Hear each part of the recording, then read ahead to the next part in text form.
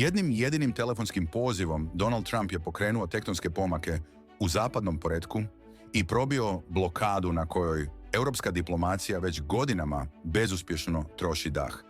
Putin je pozdravio inicijativu, izrazio spremnost na pregovore pod pokroviteljstvom Vatikana i otvoreno govorio o mogućnosti obnove trgovinskih odnosa sa Sjedinjenim državama.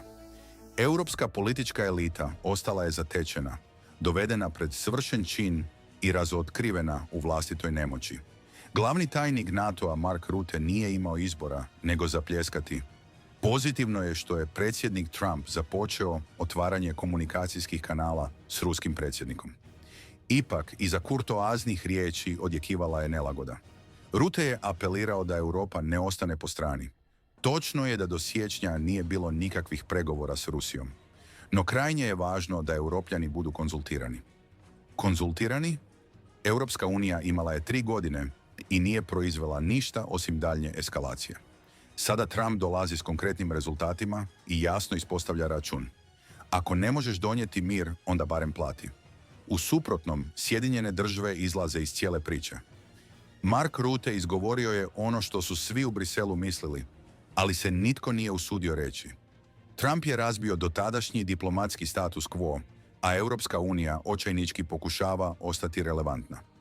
Nije branio NATO jedinstvo, branio je posrnulog kancelara i slijedio doktrinu čiji je rok trajanja istekao prije 3 godine.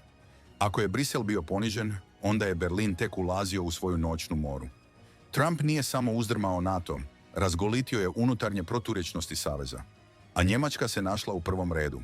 Način na koji se odnosi prema saveznicima jednostavno je uznemirujuć, izjavio je njemački ministar obrane Boris Pistorius. Uznemirujuće, možda učinkovito. Svakako. Jer Njemačka godinama nije ispunjavala cilj od 2% BDP-a za obranu, sve dok Trump nije neočekivano zatražio 5%. Trump reže američko financiranje NATO-a i UN-a. Za njega je obrana transakcija. Nema novca, nema zaštite. Nećete biti branjeni dok ne platite. A Berlin, suočen s neumoljivom računicom, pokušava zadržati hladnokrvnost. Da, Njemačka će 2025. tehnički dosegnuti cilj od 2%, ali isključivo zahvaljujući izvanproračunskom fondu od 100 milijardi eura, koji rapidno isparava. Još nedavno je Boris Pistorius Trumpov zahtjev za 5% BDP-a smatrao nerealnim. Upozoravao je da bi takva razina izdvajanja značila rezove u socijalnim programima, zaustavljanje infrastrukturnih ulaganja i urušavanje državnog proračuna. No nakon što je svjedočio kako Trump pomiče Putina i Zelenskog poput figura na šahovskoj ploči, Pistorius je popustio. Odjednom 5% više nije djelovalo tako neostvarivo. Predložio je postupna godišnja povećanja. Onda se uključio Friedrich Merz s prijedlogom koji je sve upakirao u prihvatljivu formulu. 3,5% za obranu, 1,5% za infrastrukturu, ukupno 5%, ali raspoređeno tako da se politički ne mora priznati kapitulacija. No J.D. Vance to nije ostavio bez odgovora. Sjedinjene države subvencioniraju sigurnost Europe cijeli moj život. Takav vazalski odnos nije u interesu ni Europe ni Amerike. Ishod. Njemačka je promijenila ustav, Bundestag je usvojio nova fiskalna pravila. Novac dolazi sporo, nevoljko, ali nezaustavljivo. Pistorius ipak nastavlja upozoravati na socijalne tenzije i gospodarske posljedice koje tek slijede. Ispod površine, čista nervoza. Tihi odlasci, nesigurne ankete, vlada na rubu. Diplomatski, Friedrich Merz se urušava. Zatražio je nove sankcije protiv Rusije, a Trump ih je istog trenutka blokirao. Ako Merz ne uspije, doživjet će još jedan neuspjeh. I u očima Trumpa i u očima Washingtona. A to bi bio poklon za AfD. Pokušavajući opravdati situaciju, Boris Pistorius pokušao je umanjiti Trumpov uspjeh, nazvavši ga slabim. Odustao je od članstva Ukrajine u NATO-u i prije početka pregovora. No nije ponudio odgovor na ključno pitanje. Kako je Trump s nekoliko telefonskih poziva postigao ono što Berlin nije uspio u 2 godine? Vratiti Putina i Zelenskog za pregovarački stol. I sada slabim ne djeluje samo Berlin. Cijeli savez tetura. NATO-ova doktrina je iduća na udaru, a Trump već priprema sljedeći potez. 3 desetljeća savez se širio mehaničkom preciznošću. od Berlina do Bukurešta prema Moskvi. No Trump nije samo zaustavio taj marš, on je razmontirao same tračnice. To nije naš rat. Ukrajina nikada neće ući u NATO.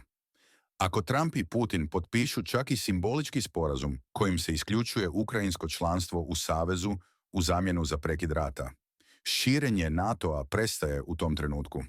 Bez Gruzije, bez Moldavije, ni koraka dalje prema istoku, a to bi mogao biti tek prvi čin. Procurjeli prijedlog američke administracije o smanjenju doprinosa NATO-u i globalnim institucijama uzdrmao je Pentagon. J.D. Vance i Elon Musk podržali su ga bez zadrške.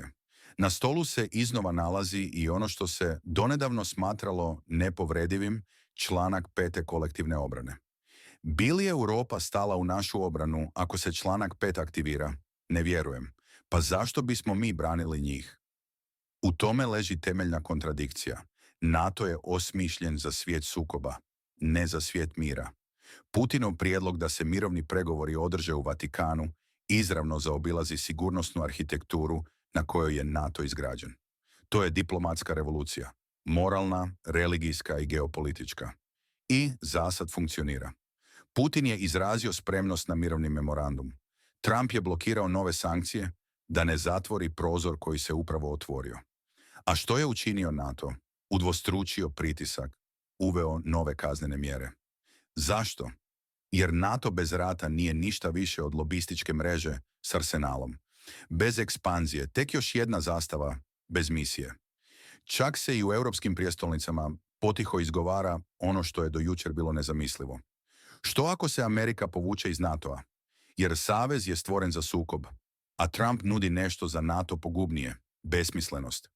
Sankcije su pogodile Europu jače nego Rusiju. Cijene energije su pale, rusko gospodarstvo se prilagodilo.